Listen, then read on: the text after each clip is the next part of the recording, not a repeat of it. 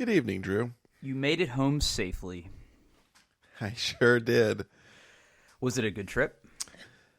It was a very productive trip. Okay. I feel like that's one of those management double entendres. No, I mean, the reason we moved down for the trip, we achieved. It was very good. We went out, a little bit each night and had some food, and there's some other people, a different group of guys down in the Columbia area one of the nights, so we hung out with them and got some drinks and got some food. I got full-on groped by TSA. That was fun. Oh, okay, hold on. Hot? Yeah. Let's hit pause. Mm-hmm. Yeah. Were you wearing a battle jacket? No, Okay. I was not. So this screening was random, or? I don't know. So on the flight back, we were in the Columbia airport, and I went through, and it's not a very big airport, very small. They literally have, those, whatever, the big scanner things you have to walk through now at the airport, right? They had exactly two of them, one for TSA pre-check and one for the rest of the unwashed masses. Are you referring like to the big like spinny things that are like magnets or whatever? Yeah. Yeah, whatever they are. Yep. So I'm in the unwashed masses line, and I go through, and the man tells me to stop, and he shows me the screen. He says, "Well, like you have your groin and basically my groin and my butt set off the scanner for some reason." Yeah. That is, turns out that is a thirsty TSA agent. And he asked me if I wanted a private room or if I wanted to do it out there. And I was like, I don't want to wait for a private room. Let's just do it out here. And then he explained to me how this whole thing was going to work. And basically involves him touching just about every place on my body. Sounds a lot like my first time. Yeah. And the fun part was, since there was only basically one line to go through security, literally everybody waiting to go through security behind me got to watch me get frisked. So that was the highlight of the trip. Wow. Well, it wasn't a highlight. It was... I'm going to go ahead and call it the highlight. Yeah. Bright side and all that. Yeah. Okay. Yeah, the flights themselves were very bumpy, lots of turbulence. That's just what I love to hear. Mm-hmm. Because I now have to travel this coming week, kind of out of nowhere. So, yeah. Uh-oh. Where you headed? I'm headed to Seattle. Oh, that's quite a trip. Yeah, that's all the time zones. that's a big trip. Yeah, it was kind of a last minute thing. Yeah, it's interesting. I kind of expected this time of year to slow down a little bit, and that's partially true if you like take vacation, but because I'm one of the people who didn't take vacation, like all of the things that are on fire kind of fall to the people who didn't take vacation. So, okay. Yeah, I've got some business to attend to in Seattle. So, fun. Yeah, and it stinks traveling the week right before Christmas, but yeah, what are you going to do? Yeah, I get it. Yeah. This is what I signed up for, apparently. Well, I'm glad you had a good trip. I'm glad that you made it home safe and everything. Thank you. Let me pull up the Google Doc real quick. Honest to God, Paul, I haven't looked at the doc all week. It has been such a busy week. I haven't either. I added something this morning real quick when it happened to me. Mm-hmm. Yeah. So, crap! Yeah, I just closed the doc. Google Docs. That's the opposite of what you want. Yeah, I'm not really good at the internet today. I haven't quite caught up with sleep, so I'm a little bit out of it as well. That's okay. So this morning, this morning was my first day back in the office all week after my travel. So I sit down and I'm getting my coat off and my bag unpacked, and it has to be a listener, some polite, wonderful listener left me some surprises in my cube. I found three, but I have three very small Snoopy and Woodstock stickers in various places in my cube. Okay. Yeah. Well, that's really pleasant. Pretty wholesome. Yeah. It was very wholesome. It made me smile quite a bit. Now, is this? Do you get the feeling there might be more? You know what? There might be more. I have only found 3. There could be more. I haven't gone hunting yet. It was a very busy day at work. In fact, when I got into my desk, I had only found 2. And then throughout the day, I found an additional one kind of hiding back in a shelf in my cube. So, yeah, so whoever did that, thank you. It made me smile. Aww. But Peanuts is still a garbage show. Oof, so wow. You just don't know when to quit, buddy. But I appreciate it. It brought a smile to my face. I enjoyed it. I'm not taking them off. I'm keeping them. So I feel like that's Is that laptop sticker material? Not for me. Okay. No. No. My laptop stickers have to say something about myself. Mm-hmm. Do you still have the ginormous unicorn that I gave you on it? Yeah. The chubby unicorn. Yeah, it's still on there. God, that sticker is obnoxiously awesome. Yeah. Okay, so speaking of you, I take that to mean you haven't bought a new MacBook Pro yet.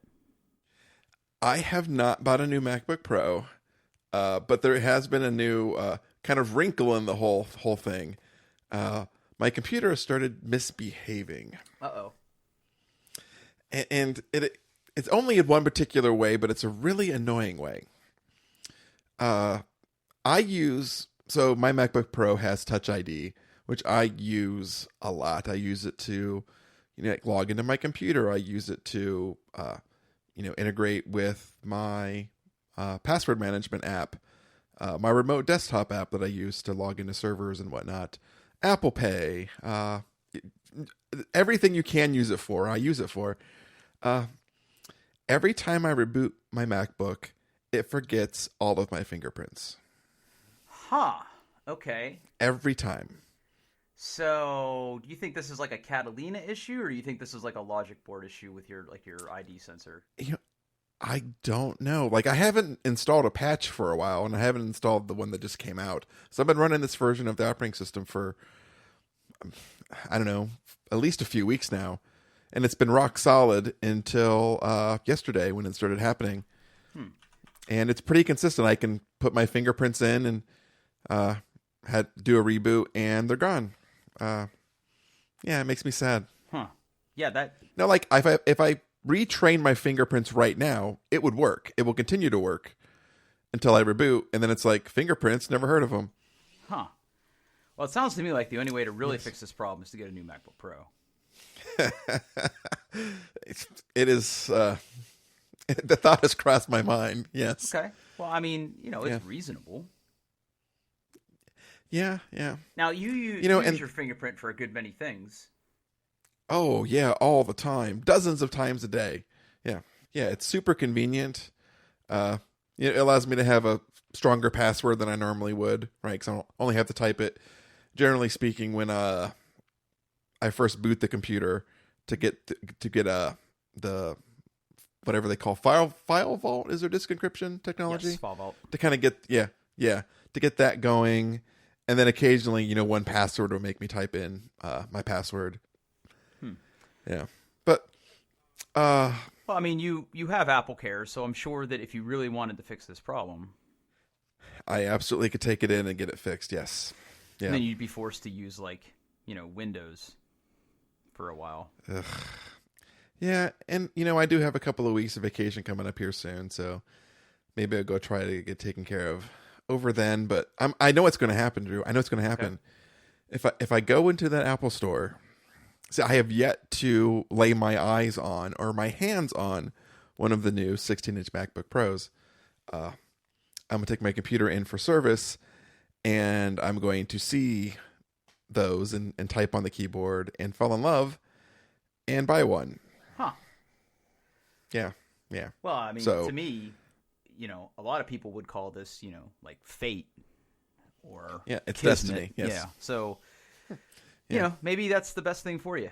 I certainly feel you deserve it if it makes you feel any better. Gotta treat yourself every once in a while, right? You have to. Yeah. My I haven't made the plunge yet. because I'm in the middle of PC build hell. I might have made a mistake, Paul. Might have made a mistake. Okay, all right. Why don't you tell me what's going on? Yeah, so I pretty much every part I need to start my new computer build is here, and mistakes were made. I want this to be a clean, efficient build. I sourced a lot of parts. My plan was to build an AMD 3950. Those are like impossible to find right now. So I'm going with an AMD 3900, which has 4 fewer cores and 8 fewer threads. Like an animal. Like an animal, right? Ugh. I mean, I'm stuck with 12 instead of 16. Whatever will I do? Is the clock speed the same? So or? the base clock speed is faster. The boost clock speed is 100. Okay. It's 100 megahertz slower. Okay, that's pretty typical for the Intel chips these days as well. Yeah. And the price difference isn't the main reason. It was mostly just a question of availability because Micro Center can't keep the 3950s in stock. And honestly, the Ryzen 9 3900s that I picked up are pretty in short supply too. So, I was basically going to Micro Center twice a day to see if they got them in, and I got to a point where I was like, this isn't worth it. And I just said, you know what, give me one of the 3900Xs and we'll call it a day. And twice a day. Yeah. So basically, here that's commitment. Yeah. Well, when I want something, now obviously, like it wasn't the same time every day because it's schedule dependent. Like I would go like at lunch, because the funny thing about Micro Center is they get 2 trucks a day. I've got inside info. Really? Right? When you spend as much money at Micro Center, you get to know things. They get 2 trucks a day.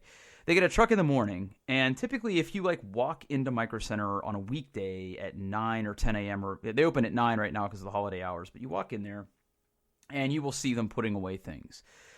And usually like they start with the stuff that isn't like totally like tucked away in bins, like, stuff that like comes on a pallet, they'll unpack first. And then like, if they get any processors or some of the more expensive stuff, that comes out usually after that. So if you're friendly with the people that work at the parts counter, you can say, hey, did any 3950s come in? And they'll go back to the back and they'll look and they say, yeah, we got something. We haven't gotten to it yet. And they'll go back and check because they're nice. And, they'll come back and say, no, we didn't get any. Okay. But they also get a truck in the afternoon. So it behooves you to check in the afternoon as well. Like I'll give you a perfect, for instance, the other morning, they didn't have any of the 3950Xs. They didn't have any of the new Threadrippers either. But when I stopped back after going to the gym last night, they had some of the new Threadrippers, and I almost talked myself into one, but I can't afford that right now. So I basically checked off and on, just kind of got sick of it, and because of some of the cooling parts that I picked, I'm sort of locked into a particular motherboard right now. So okay, and this whole cooling thing is really, really stressful. So all those parts showed up today, and I'm in the process of just kind of like unpacking and inspecting and basically prototyping about how this is all going to fit together. And I'm trying to do a 2 radiator build. Unfortunately, with the way my new case is laid out with the reservoir and all the other parts in it, that's just not going to be feasible. So I need to basically return one of the radiators that I got, and I need to get a smaller 280 millimeter radiator, probably for the bottom of the case. I really wanted to put a radiator on the side of the case, but it's not deep enough. Story of my life. So, I'm working through it, and, this is going to be a really, really challenging PC, but it's like one of those good challenges, but okay, it's gonna be a lot of messing around. It's gonna be probably a couple more trips to Micro Center to get some stuff that I don't realize I don't need yet. You know what I mean? Right. So it's gonna be a lot of that. So you pretty much have to like lay everything out because usually like in a PC build, you just you just get it right. You go after it. Yeah. I mean, so this one you kind of have to like see if everything fits. Well, not only that, right? But because I'm using hardline tubing, like this stuff's forever. Right. So like. When I finally get it laid out the way I want, I then have to figure out how to like bend plastic in 3 dimensions and like connect everything together.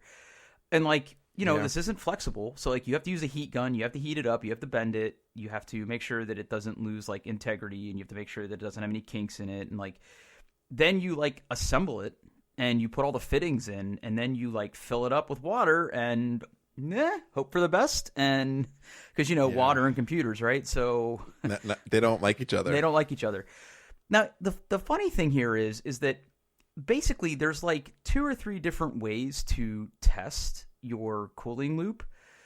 So like the brute force way is to like hook up an extra piece of flexible hose to like a section of your cooling loop and just like blow as hard as you can. And basically see. I don't know why, but I suddenly have this picture of you like blowing into a tube into your computer, like you're inflating. Mom, I'm blowing up my computer. Yeah, and that really tickled me. Yeah, and like making sure that like no fittings fail. Right now, the other one is, and like this was worth $30 to me. Okay, so I'm just gonna come out and say that I bought this thing. So what it is it is like a like an air pump that basically you do the same thing to where like you hook up this pump to an empty section of your loop, and you basically just it's like an air pressure gauge, kind of like a tire gauge. So like you pump this thing up, and the needle for the air pressure goes up, and then like you crimp it off, and you basically watch that needle to make sure the pressure doesn't drop. And if the pressure doesn't drop, then that means all your seals are good and there's no leaks in it. So that piece of mind is worth the $30 or whatever I paid on Amazon for that. Kind of the third method, and the method that I will do in addition to the previous method is like you don't hook up your power supply to your computer until your loop has been tested. And the reason for that is like you basically take your ATX power supply and you put a little plastic like clip, or if you're really brave, like a paper clip between 2 of the pins of your like big ATX connector. Okay. So it completes the circuit, so like you can turn it on. So like you can basically turn on the ATX power supply, and then you hook up your pump to the power supply, and then like you fill your loop that way.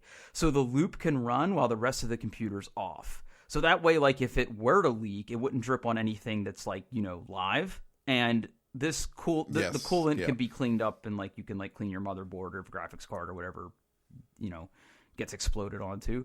So like when it comes time to actually fill this coolant loop up, like I will have to do that anyway. But like I don't want to start putting water in this thing unless I have a pretty good sense of I did this right. So that's why I'm using the air pressure method too. Whew. Yeah. Yeah. There's something wrong with me. That seems like that's a lot of work. Yeah, and when it's going to be done, and like the other thing is like I have a purpose-built case for the build for the aesthetic that I'm trying to go for here, and the thing I realized is it's not as nice of a case as what I have right now. Oh, I mean, okay. built so it's a Lian Li case. Lian Li cases are very nice, right?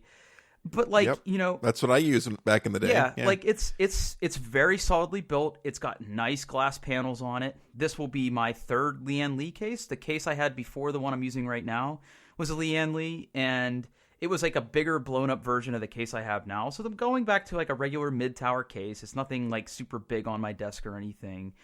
I chose this case because the company that I bought the liquid cooling parts from has like purpose-built parts for this case to make it look really, really nice.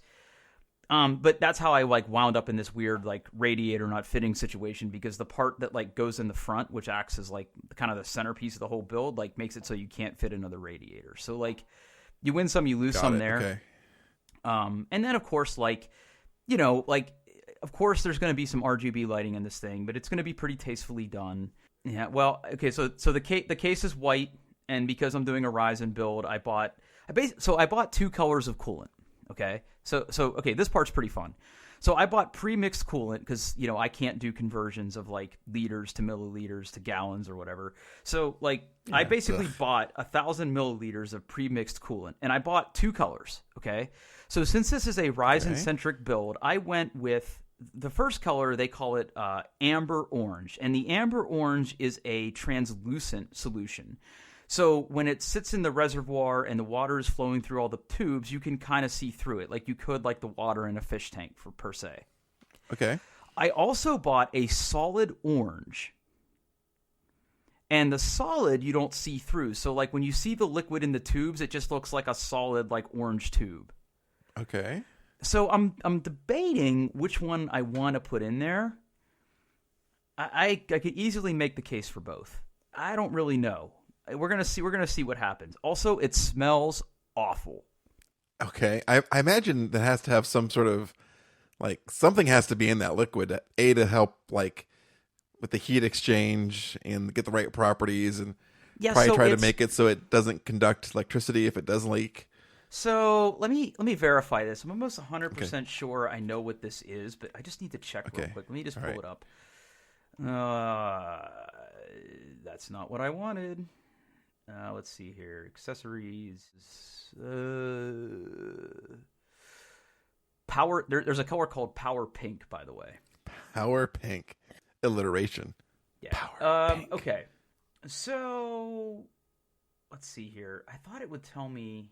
Yeah. So to answer your question before I keep reading this page, it is basically the solution is designed to be low electrical conductivity, and the reason for that is I believe it is like glycol. Okay. With a little bit of distilled water mixed in. Yeah, and like these things also have like they have like anti-scaling agents in them, and they also have like like biocides, so like you're not going to get like mold or mildew build up in your loop. So it's got all that stuff in it. Now, will this liquid, this water, last as long as you keep the loop closed? Or will you have to? Do you have to replace it eventually? Is there any chance for like evaporation or? So as long as everything is sealed up, it won't evaporate because again, it's only like 5% water. The rest is like glycol, I think, or glycerin or something. And it won't evaporate because it doesn't have anywhere to go. And from depending on who you watch on YouTube or what you read on the internet, basically, these things do have a shelf life. So ideally, you would never keep the same liquid in this thing for more than 2 years. I think ideally you would probably drain your loop once a year. You would basically flush all your radiators, get all the old coolant out, and make sure everything is nice and clean, and then basically refill it every year or so. So there's going to be some baked-in maintenance with this new loop, but the energy and heat efficiency of it is what I'm really excited about. Right. Now, are you going to overclock your processor? So your graphics card? Yeah, so I'm definitely going to overclock my graphics card. That's something that I haven't been able to do, and I have a graphics card that's sort of designed with some overclocking headroom in place. The AMD Ryzen 9s don't have a ton of overclocking headroom because here's the deal. The base clock on the Ryzen 9 3900X is like, I think, 3.7 or 3.8 gigahertz. So that's all 12 cores running at that base frequency. Yeah. Now, AMD and Intel have the concept of Intel calls it turbo boost and AMD calls it something else. But the idea is that it will basically take some of its cores, not all of them, but 1 or 2 cores, and basically take that up to a higher frequency, like kind of like a built-in overclock. Yeah. That spins up on demand. And this particular Ryzen chip that I'm using has a turbo boost frequency of, I think it's 4.6 or 4.7 gigahertz. But that's only for like 1, maybe 2 cores maximum that will ever hit that turbo boost frequency. Now, this chip can be overclocked. And, it looks like people were able to hit 4.2 or 4.3 gigahertz on all cores pretty consistently. But you have to have really, really beefy cooling on your chip to do this because these AMD chips are pretty power hungry, even though they're 7 nanometer. So that you need to pump some serious voltage into them to make that happen. But more importantly, these AMD-based motherboards also have, in order to kind of achieve these stable overclocks, you really need a really good motherboard that has some really good voltage regulators on it. And a lot of people are basically applying cooling to their voltage regulators too to keep those cool. So like the area like around the processor. No, in fact, wow. So the reason I'm locked into the motherboard that I have right now is that I bought what is called a monoblock. Let me send you. That's you said. Yeah, you talked about this originally. Yes. So that's basically the block you purchase will cool your processor and. Okay. Yeah. Okay. I get it now. I get it. Yeah. Let me let me pull it up real quick here. Yeah, you should put it in the show notes again. That'd be good. So let me just put this in the show notes here. Pulling this up, doing computer stuff. All right, there. Check out that link. All right. And like, if you click if you click on the first picture that shows up, you can see in relation to the back I/O panel and the memory sticks just how big this block is. Yeah, that's significant. Yeah, so that covers up the processor and all the stuff like around the processor for the voltage regulators. Huh. Okay. Yeah, and like if you click on some of the other pictures and like you look at the back side of it, like the third picture in, you can clearly see the plate that is meant to like touch the processor, and then you can see like the other like pieces of like nickel and stuff that are like kind of built into the side, so it like touches the motherboard as well. Okay. All right. So that is the thing that is going on my motherboard. And if you click on that first picture, that gives you a good indication of what a solid color would look like going through it. Yeah, so I see the red. I was going to ask, that must be the coolant flowing through the system. Yes, and that is the solid color, right? So if it were clear, you would be able to see like the internals of the water block there. Okay. And then of course, you know, the nice thing about this too, well, you're going to hate it, but if you're also looking at that first picture, you can see like where it says like crosshair VII, like there's all little LEDs kind of built inside. Yeah. That's clear. I saw that. Yeah. I know. Yeah. I think it's tasteful, and those are all they're addressable, right? So they're not going to be RGB puke where they're constantly like filtering through a rainbow. Those are all addressable LEDs, so they can all be set to the same color, different color, whatever I want. So what I'm thinking is like I want to do like orange coolant with like white lighting inside. Yeah. And then of course my memory sticks, because you know RGB memory is now a thing. I'm going to have like orange. I'm going to have like orange RGB sticks too. Yeah, you know what? The more I think about this, I think you should go with the solid, the opaque liquid. Okay, so now let me tell you why I'm not leaning that direction. Oh, okay. I'm wrong. Okay, tell me why I'm wrong. You're not wrong. I'm just telling you why this is like not a slam dunk. Okay. So here's like the centerpiece of my build, and this is why I chose the case that I chose, and this is why I'm in my whole like I gotta send some stuff back to the manufacturer who makes these things. So check out the second link in this thing. Okay. Go in there now. And I will admit I don't like this picture. I don't like the RGB colors they use to highlight this. But that's all the colors there. Yeah, just bear with me. So this is a pump and reservoir combo, but it's flat. It's not a tube. And the idea is that this is designed to fit like specifically the case I have at the front of the case. And it's the entire front. It's the entire front. It's the entire front. Right. Oh, wow. So then if you did the translucent, you could see through it. You could see through to the rest of the K. Oh, yeah. You with me? Yeah, right? Okay. Yeah, I'm with you 100%. Now here's the thing. With my computer on my current computer on my desk right now, like if I turn my head slightly to the right, I get like a 45-degree like look at my computer. And like the case I have right now has 3 fans in the front that are RGB lit up through a mesh of like a dust filter, right? So I can see those fans, but I can't see past the fans. But then like my case also has a tempered glass side, so I can see into the case. So like for me, looking at it from the side, if you're imagining in your mind's eye what the solid orange would look like in this thing, anybody looking directly at the front of my case would not be able to see what's behind all of this stuff. But anybody who would look at the side could see all the cool orange tubes. So I think I'm definitely leaning into the solid orange. But like I like the idea of being able to like do the amber see-through. Yeah, I could see that being I mean, I think in the individual components, the solid, the opaque is going to look better. But there is something to that translucent in that front and being able to see through it. Mm-hmm. And now to make things even more complicated, so check this out. Let me find it here. Okay. I got to get the exact part number. Yeah, so this is the block that I'm using for my graphics card. Oops, that's not right. Computers are hard. Computers are pretty darn hard. And honestly, like when the package showed up at my house, this is the first part I inspected. So this is the block that sits on top of the graphics card. So if you're clicking through picture 1, immediately click on picture 4. This thing is 100% clear. Okay? Okay.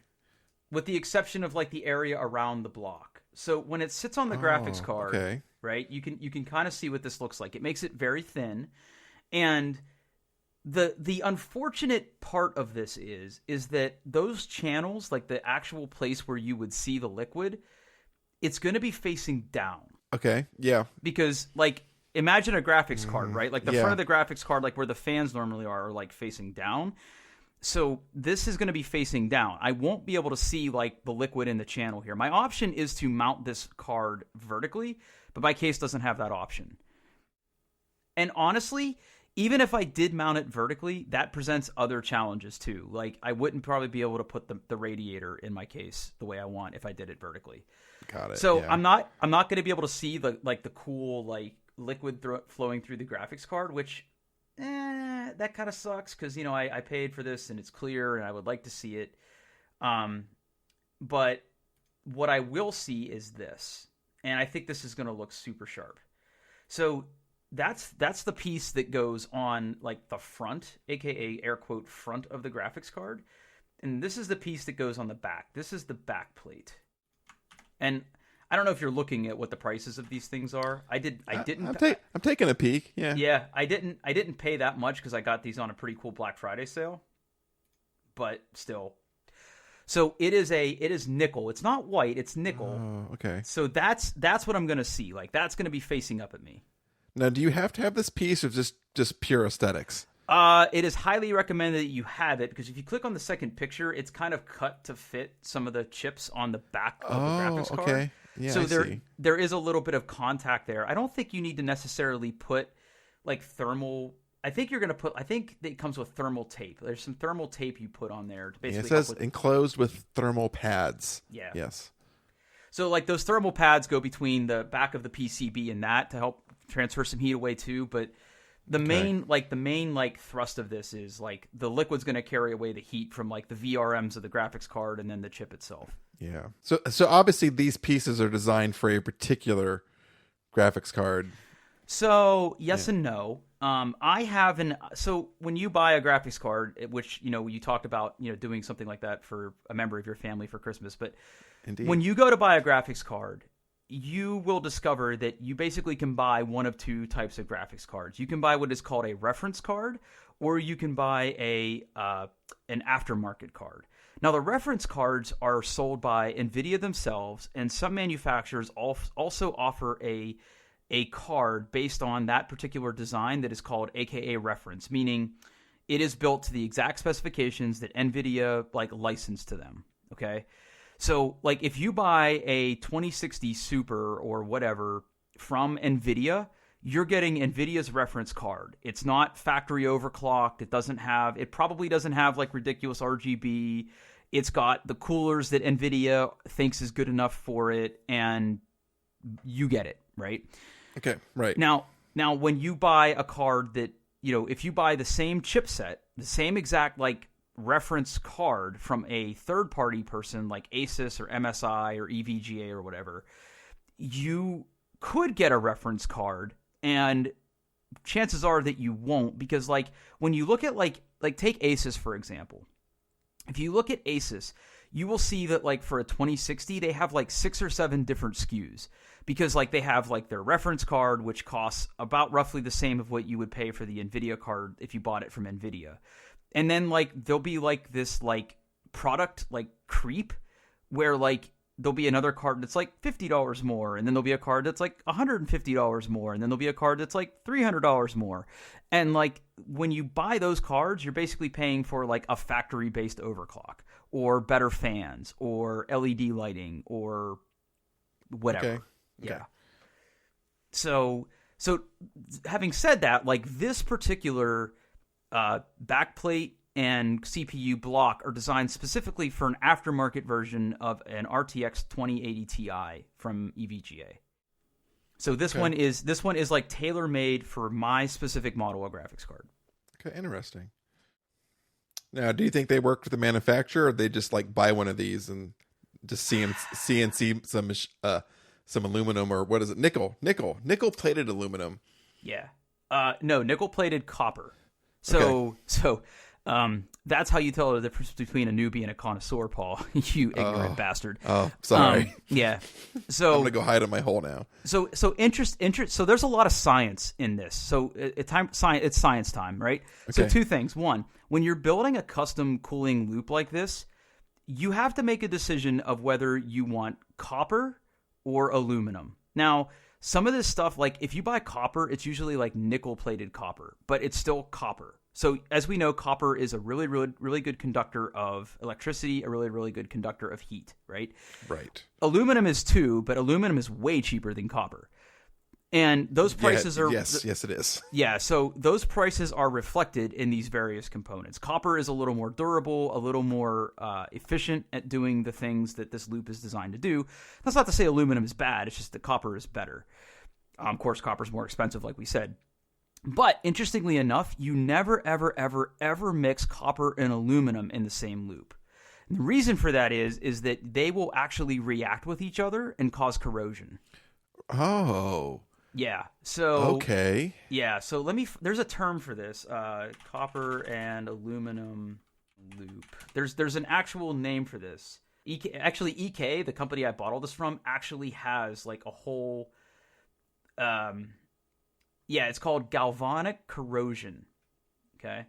So if you mix aluminum and copper together, like there's some sort of chemical reaction that takes place when like those two metals are in the same loop. And it will actually cause corrosion on all those parts. Like they're not designed to. It's basically an accelerated form of corrosion. So let me drop this link in the show notes as well. But it's an interesting thing to read about, and you can see like they actually have some pictures about like what happens if you do I had no idea. I didn't either. That's fascinating. Yes. So you do not want to mix copper and aluminum. Okay. I'm. That's a little too long to read right now, but that's going right in the old Instapaper queue. Yeah, and that article that I linked also talks about like why copper's more expensive and more efficient. But like EK's got a whole bunch of good guides on this. If you like from like beginners all the way up to like expert stuff, it's got some really good stuff to read. Yeah, and like the rest of that stuff I bought is just like fittings and like so back to science time. So. Okay. One common misconception with this is, and I talked about this last show, and it turns out that I'm wrong. I talked about how like you have the water coming out of your reservoir and going into a pump, and then from the pump to like the first component you want to cool, and then to a radiator, and then to the next component you want to cool, and then to a radiator, and then back to your reservoir, right? But basically, it doesn't matter. Like it doesn't matter the loop order, except for the fact that for the fact that like you want the water from your reservoir to directly go to your pump. Like that is like the only thing that truly matters. And the reason for this is that it's all thermodynamics. It doesn't matter where your radiators are in the loop because the entire temperature of the loop is constant. So as it heats up, it gets to a point where like it'll hit a certain like your entire loop, even like in your reservoir, not even necessarily in your components, will hit like a temperature, and it'll stay there because like that like the amount of heat being radiated out through the radiators versus the amount of heat being generated from your components versus the volume of liquid is like it'll hit a constant, and it will not matter like where in the loop your components are because like the water coming in is basically going to be the same temperature as the water going out. Like I always pictured in my head that like it'd be hotter when it was over the components it was cooling and then cool down at the radiators and it would be this constant variable, but that's not the case. It's going to be at a constant temperature. Yes. So that's basically, fascinating. Yeah, it's basically science thermodynamics. Is cool. Yeah, science is cool. Like I'm learning a lot through this process. But yeah, it's basically like thermodynamics. Like, you know, like let's say your computer's off, right? So if my computer was off and it sat in my, you know, ambient cooler than rest of the house basement for like a day, obviously the temperature of the liquid is going to be like equalized at that room temperature, right? But then when I turn my computer on and I start gaming, obviously those components start putting out heat. So, like, from the minute I start playing a game, there's going to be cooler water in the reservoir that hits the different parts of my loop, and then those go into the radiator and then back to my reservoir, right? But the fact of the matter is the liquid is constantly in motion. Like, it doesn't like sit in the radiator until it gets cool. So basically, it doesn't stay in the radiator very long. So what keeps your loop cool is how much heat you can push out of the radiator before the liquid leaves the radiator.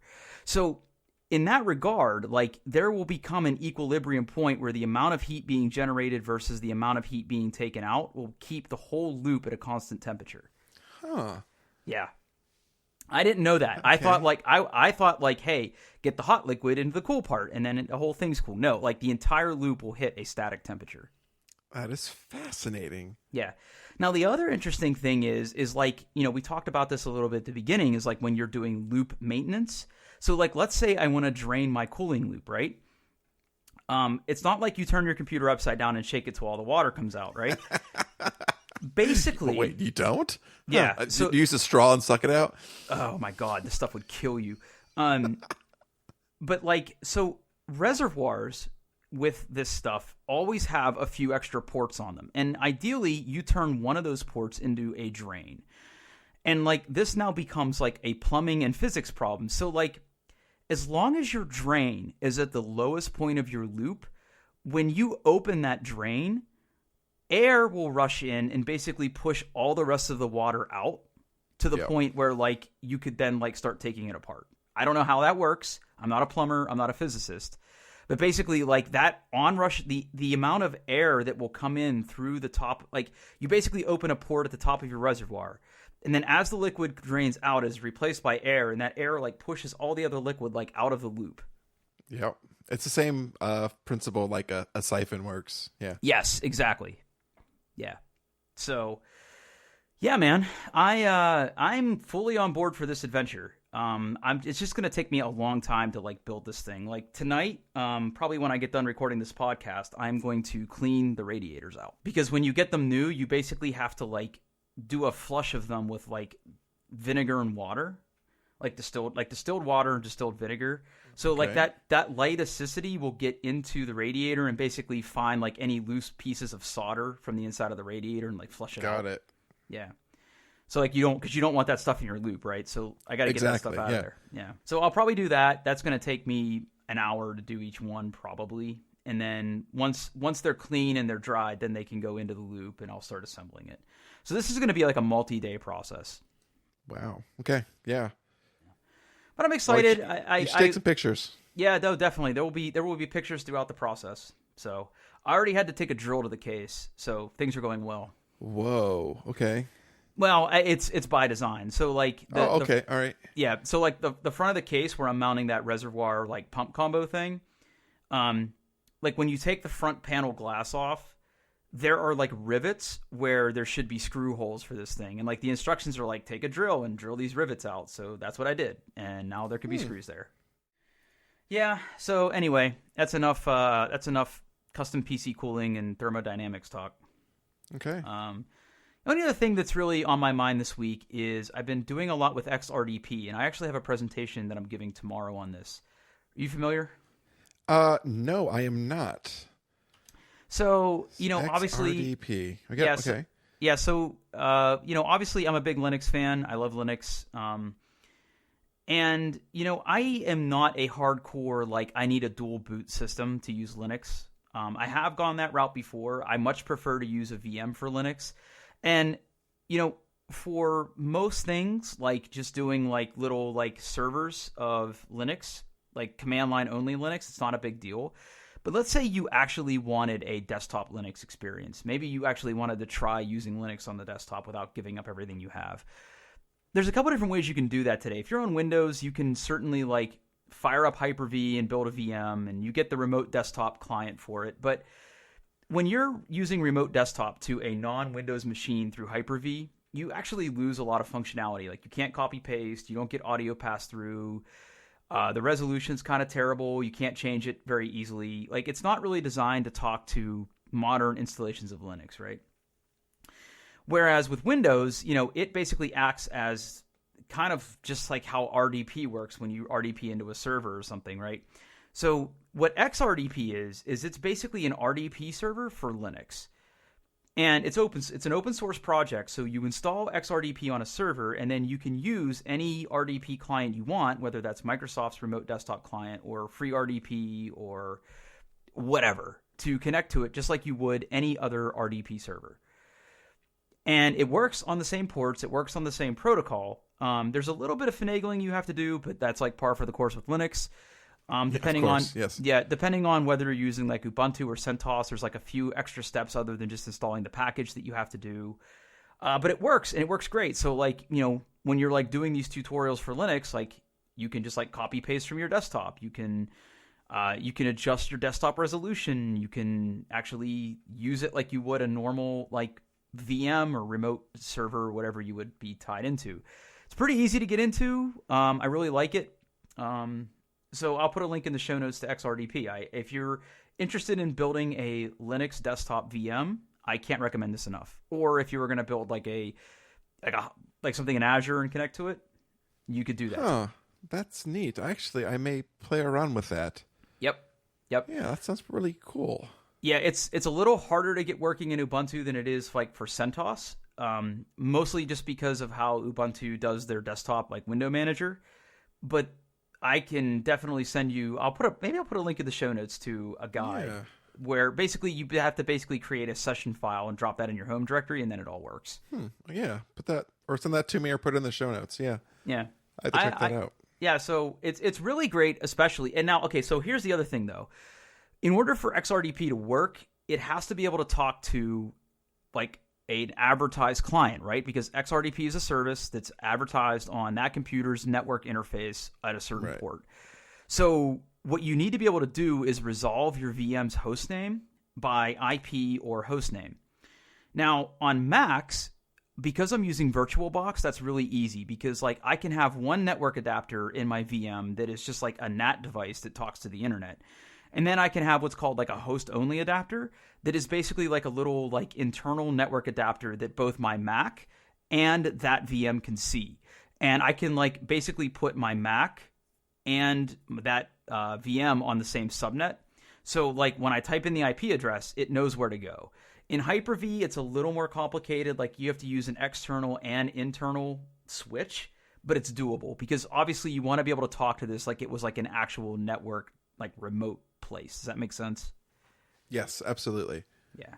So I'll have to put a guide together for that, but it's definitely worth exploring. Now, admittedly, like graphics acceleration and stuff, like some of the animations aren't like super great, but it works because it's doing some kind of emulation under the covers. But it definitely works, and it definitely makes it a better experience. That's interesting. Yeah, that is pretty cool. Yeah. Wow, I did a lot of talking. What else you got? You sure did. Well, there's one big piece of news that kind of dropped yesterday. They pay attention to the new Mac Pro? No. Well, so the Mac Pro finally is on sale. This is Apple's workstation class expandable desktop PC. Yeah, I was just curious if you had played around with it, but if you haven't, I recommend. Okay, all right. I just did some Googling and I already see the quote unquote outrage. Oh yes. Yeah. The outrage is that you can configure this computer to be more than $50,000. Yeah. You could configure it to be $52,000. You absolutely could do that. But like Joe Dummy doesn't need like all those professional like afterburner cards and crap. Exactly. Joe user doesn't need 1.5 terabytes of RAM in a workstation. Like the thing is, if you go to like Dell and go to like their business and spec out a desk, like a true workstation that you would design, build for video and stuff, like you can get those things up even higher. Like I saw some pictures where they were specking up some Dells to be almost like $100,000. And so like these are computers that like Pixar uses to render Toy Story. Like these are not like these are not for you. Yeah, listen, snarky Twitter person, right? I know your hot take is to call this thing a cheese grater and overpriced. I know it, right? You're not original. But you know what I find interesting here is, yes, the computer starts at $6,000, but this is a pro product. This isn't for like tooling around on Facebook and posting your like weird conspiracy theories. Like, okay, so you could, but I mean, you could, but like, let's just step through this, right? So for $6,000, without changing anything about this configuration, here's what you get. And I promise you, dummies, this is way better than any computer you're going to walk into Best Buy and pick up off the shelf, right? Absolutely, yeah. A 3.5 gigahertz, 8-core Xeon that boosts to 4 gigahertz. Now, that right there should tell you what you're in for, right? This is a Xeon, right? This is like a server chip in a desktop computer, okay? So just know that. You are paying mostly for that. The lowest amount of memory you can get for this thing is 32 gigs. Yeah, and that's ECC, so that's, the error correction as well. It's error correcting RAM, right? Like, again, Joe user, you don't need this, right? The Cosmic rays can't hurt you, yeah. Right, yeah, there are no chemtrails. But like, this is ECC RAM. This is what you would use in a server. Exactly. Now, Radeon Pro 580X. Now, I'll freely admit that, like, I don't really know what's going on with AMD's graphics card lineup because, like, they're not consistent in their numbering of graphics cards at all. But, like, looking at the next most expensive option, I can tell you that their Vega cards are, like, ridiculously pro content creator cards. And exactly. They're not meant for gaming. They're meant for, high parallel video rendering or like, the parallel computation. Like they're right. Yeah, now, which is why they're very expensive. Now I'll say this. The one area of this build that doesn't make any sense to me is you start with 250 gigs of SSD storage. I know, it's ridiculous. That is ridiculous. If I was going to like poke fun or poke holes in this entire setup, it'd be that. Because especially since, like, I believe, let me make sure, the iMac Pro comes standard with the terabyte. Right. So your $6,000 has now become $6,400 to get not 512 gigs of storage, but a terabyte, right? Yes. The base is 256, and that's no good. You then can have the Afterburner cards, which I think Afterburner cards, isn't that like for video production? Yeah. So there's a word for them. They're not. It's not like a fixed gate. It's like a flexible gate. Oh, so right. Like, yeah. So the gates and the silicone can be changed programmatically to be more efficient for certain things. And what they're shipping with is the Afterburner is specifically designed for like video encoding. So it works with like Final Cut Pro and other things like that. And from the videos I've seen on YouTube, like it makes quite the difference. Yeah. Yeah, and then finally, if you want wheels on your computer, if you're gonna put it on the floor, do I need wheels for my Mac Pro? I like that. Yep.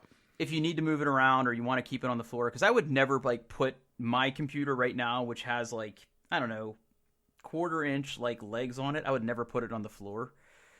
But like if I had this on wheels, maybe get it off my desk a little bit, because it looks to be a pretty decent size.